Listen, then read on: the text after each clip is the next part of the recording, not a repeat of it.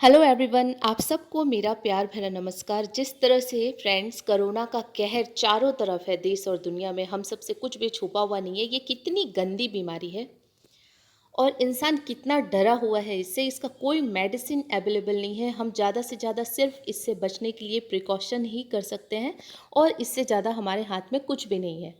और वो जो प्रिकॉशन हम रखते हैं वो भी 100% सही है, यानी हम नहीं जानते हैं, लेकिन हाँ ठीक है, हैंड वॉश करना प्रॉपर टाइम पे वो सब बहुत ज़्यादा ज़रूरी है। और जो सोशल डिस्टेंसिंग का कहा जाता है वो भी बहुत सही चीज़ है, बहुत ज़्यादा। लेकिन फ्रेंड्स, यहाँ पे जो डॉक्टर इतनी हाई लेवल की किट्स पहनते हैं और उसके बाद इतने प्रोटेक्शन में रहने के बाद जब वो कोरोना पेशेंट की ट्रीटमेंट करने के बाद खुद पॉजिटिव हो जाते हैं, तो फिर हमारे जैसों का तो फिर उसमें कुछ कहना ही नहीं है। हम कितना भी प्रिकॉशन ले लें, पर हमें हर छोटी छोटी बात पे ख्याल रखना ही होगा कि हम इनके चपेटे में ना आए, हमारे घर के कोई मेंबर्स ना आए, हमारे घर में कोई बच्चे हैं। खास करके माँ की रिस्पॉन्सिबिलिटी यहाँ पे इस टाइम पे बहुत ज़्यादा बढ़ जाती है फ्रेंड्स, कि अगर उनके ऊपर छोटे बच्चों की रिस्पॉन्सिबिलिटी है और घर की रिस्पॉन्सिबिलिटी है, तो एक माँ की रिस्पॉन्सिबिलिटी यहाँ पे बहुत ज़्यादा बढ़ जाती है।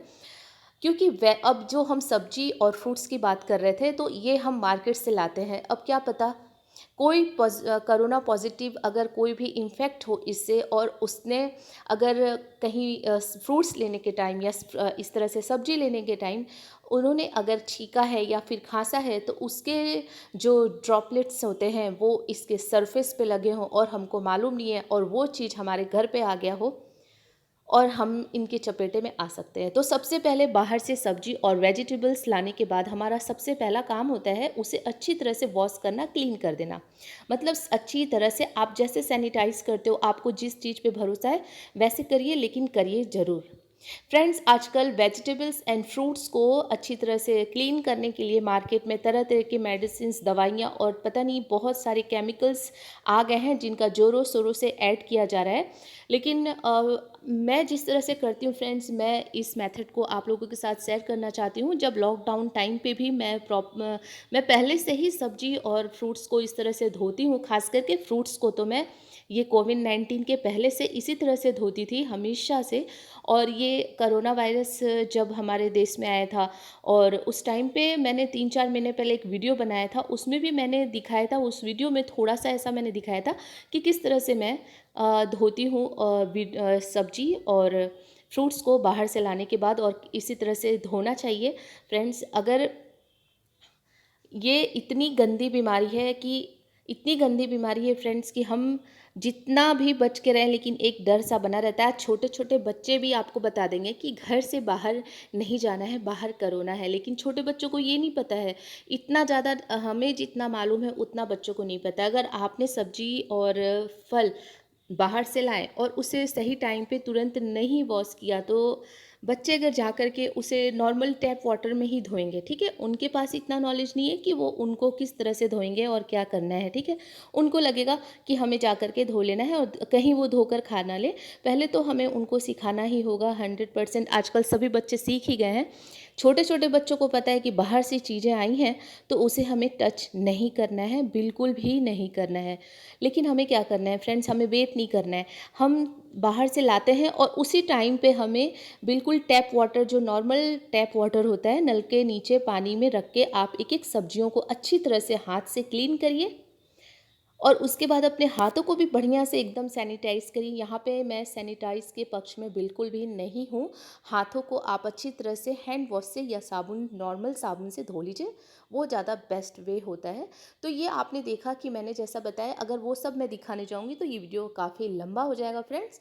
तो टैप वाटर में धोने के बाद अगर पानी की कमी है, तो आप छोटे-मोटे कोई भी किसी भी छोटे बर्तन में, कढ़ाई में, कटोरे में थोड़ा-सा पानी लीजिए और एक बार पानी में अच्छी तरह से सब्जियों को क्लीन कर लीजिए, और फिर एक दूसरे बर्तन में पानी रखिए और उसमें आप पूरे सब्जी जितने, एक बार अगर आपने 2-3 दिनों की सब्जी ली है, जैसे कि यहाँ पे मैंने 3 दिनों की सब्जी ली है, तो इस तरह से आप हाफ हाफ सब्जी लेकर के टब के अंदर डालिए, क्योंकि ये पानी हमारा रीयूज़ हो जाएगा, इसे फेंकना नहीं है। एक बार सब्जी धोने के बाद ये जो पानी है, ये हम यूज़ कर लेंगे। देखा आपने कि मैंने कॉलीफ्लावर को अभी अलग ही रखा है, और ये मूंगफली है जो कि कच्ची मूंगफली है और मेरे बच्चों को बहुत पसंद है, और इसे बॉइल्ड करके खाया जाता है। बहुत ही अच्छा लगता है फ्रेंड्स। सीज़न का जो भी फ्रूट्स हो, सब्जी हो, वो खा लेना चाहिए।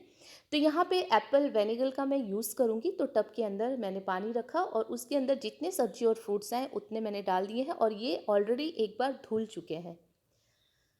यहाँ पे 1 एंड हाफ का कैप जो होता है, छोटा ढक्कन जो बॉटल का है, आप देख रहे हो 1 एंड हाफ कैप मैंने लिया है वेनेगर।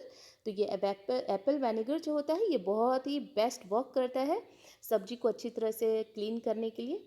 और यहाँ पे अगर ये सबसे ज़्यादा मैं यूज़ करती हूँ तो सिंपल जो वेनेगर मार्केट में इजी अवेलेबल है, सिरका, वो उसी को मैं ज़्यादा करके यूज़ करती हूँ। लेकिन अगर फ्रूट्स भी साथ में हो तब मैं एप्पल वेनेगर का यूज़ करती हूँ।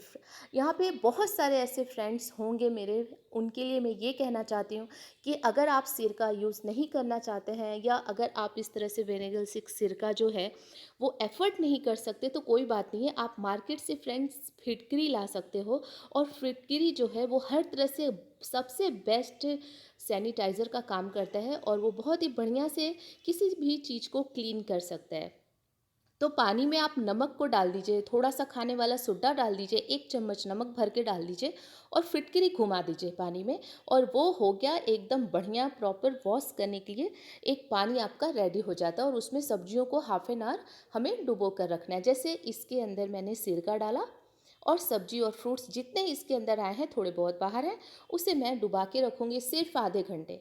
आधे घंटे से आप ज़्यादा मत रखना, वरना सब्जी इस यहाँ पे क्या ख़राब होने का भी चांस होता है, हमें बहुत नहीं रखना है। हाँ, 5 मिनट इधर उधर हुआ वो उतना चल जाता है, लेकिन हमें ख्याल रखना है, हमें टाइम निकालना है कि आधे घंटे के बाद हमें इन वेजिटेबल्स को, सब्जियों को इसमें डुबो के रखने के बाद हमें बाहर ले लेना है। फ्रेंड्स, हमसे जितना हो सकता है हमें वो प्रिकॉशन लेना ही होगा। ये टाइम इतना ख़राब है, बहुत ही ख़राब है।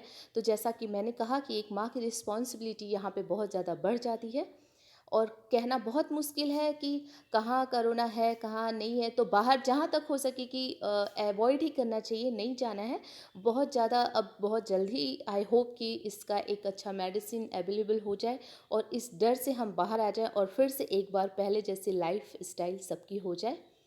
तो अभी मैंने यहाँ पे, या हमारा आधा घंटा हो चुका है, हाफ एन आवर कंप्लीट हो चुके हैं।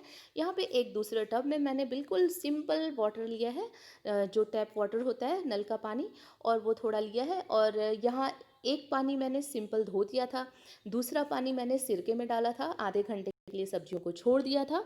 और ये क्लीन वाटर में मैंने सब्जियों को अच्छी तरह से एक एक करके डुबो डुबो के निकाल लिया। और उसके पहले मैंने एक अच्छा टॉवेल, आप टॉवेल डालिए, या फिर अगर आपके पास कोई कॉटन की पुरानी नाइटी हो, या फिर कोई पुरानी चादर हो अच्छी धुली हुई साफ़ एकदम, तो इस तरह से आप अपने किचन काउंटर में उसे डाल दीजिए।